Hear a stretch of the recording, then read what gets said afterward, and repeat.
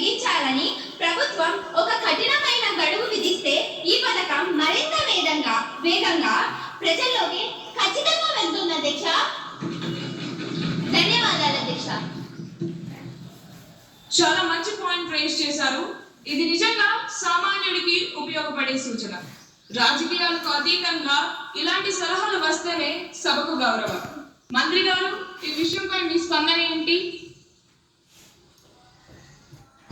అధ్యక్ష, సభ్యులు లేవనెత్తిన అంశంతో నేను పూర్తిగా ఏకీభవిస్తున్నాను. సోలార్ ప్యానెల్స్ బిగించడం ఎంత ముఖ్యమో నెట్ మానిటరింగ్ అంతకన్నా ముఖ్యం అధ్యక్ష. కొన్ని చోట్ల జాప్యం జరుగుతుందన్న మాట వాస్తవమే.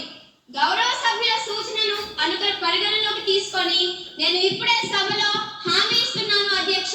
వచ్చే సోమవారం లోపు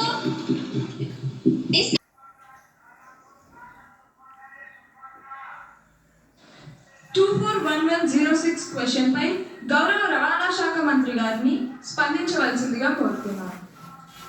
గౌరవనీయులైన సభాధ్యక్షులకు నా హృదయపూర్వక నమస్కారం.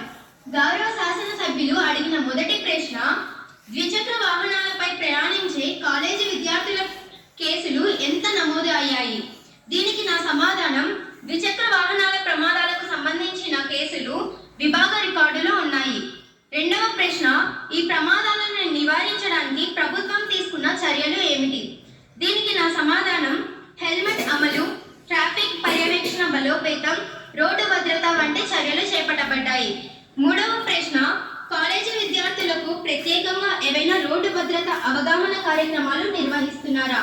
దీనికి నా సమాధానం, కాలేజీల్లో రోడ్డు భద్రత అవగాహన కార్యక్రమాలు నిర్వహిస్తున్నారు అధ్యక్ష.